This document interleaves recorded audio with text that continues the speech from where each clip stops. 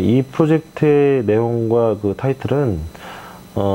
이념의 무게, 그 메이데이 온이라고 그래서, 그러니까 어느 도시나 어느 공간이나 어느 지역이라든지 갖게 되는 그 지금의 그 아직 끝나지 않은 역사, 혹은 끝나지 않은 사건, 끝나지 않은 갈등의 이제 시작으로서의 그런 이제 부분들을 담고 있어요. 예를 들자면 그 메이데이 온이라고 하는 거는 지금 메이데이라고 하는 그 지금의 급한 응급한 그 상황들, 그러니까 누군가는 표면적으로는 굉장히 편안해 보일 수 있지만 누군가는 응급할 수 있는 그 상황들을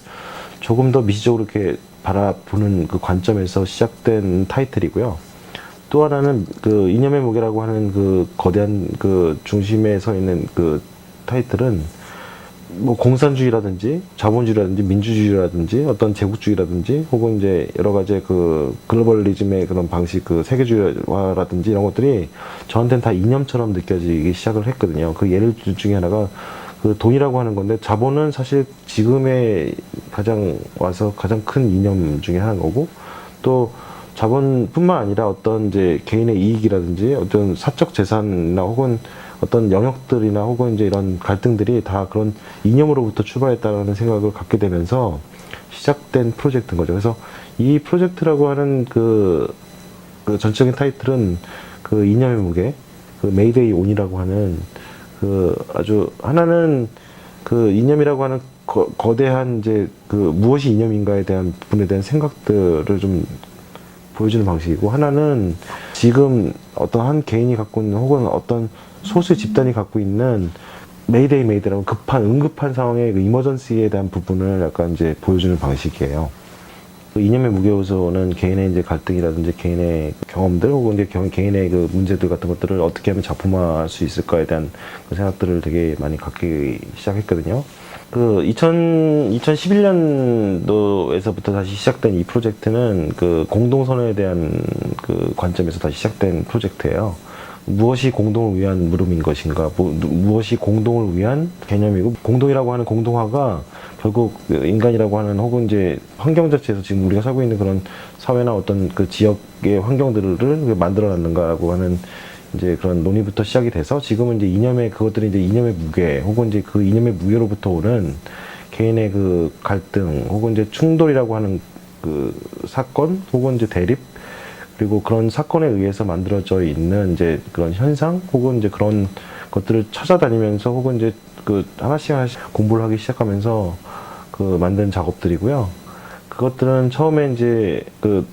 드로잉 혹은 이제 개념 스케치로서 이제 시작이 되고, 그것들을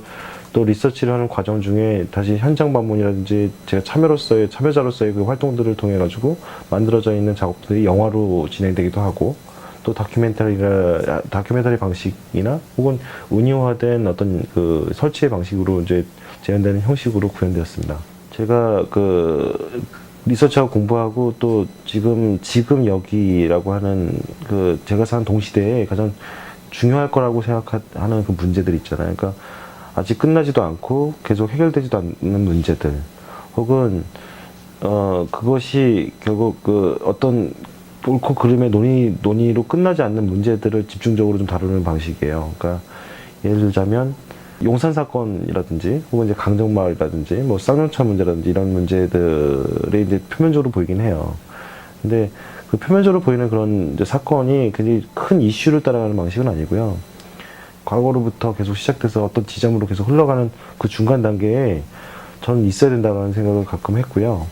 그러니까 말하자면 이 아직도 끝나지 않은 그 이야기에 대한 부분을 어떻게 하면 계속해서 더욱더 중요한 맥락으로 이렇게 담론화되는 방식으로 이렇게 끌어들일까. 사건으로서는 제 이제 그 비디오에 등장하는 건, 하나는 이제 그 새누리당 당사 앞에서 계속 싸우게 되는, 혹은 이제 어떤 그 노사 갈등이라든지 혹은 어떤 소수의 이야기들을 듣지 않아주는 그 정치권하고의 대립을 약간 경찰과 어떤 시위자의 그 충돌의 그 가운데쯤에서 이미 결정돼 있는, 그러니까 말하자면 그 예상한 풍경이라고 하는 그 지점에서 보는 그 광경을 제가 그 담아내는 방식이고, 하나는 쌍용차의 문제에 막 해고 노동자들의 그 죽음과 관련돼 있는 막 그런 다큐멘터리 방식이 아니라 그 친구들이 하는 이야기들을 3자 입장에서 들어주는 방식인 거죠. 그래서 이제 쌍용차 문제 같은 경우는 아직도 해결되지는 않았지만 그냥 그 친구들이 이야기하는 그 방식을 조용히 들어주는,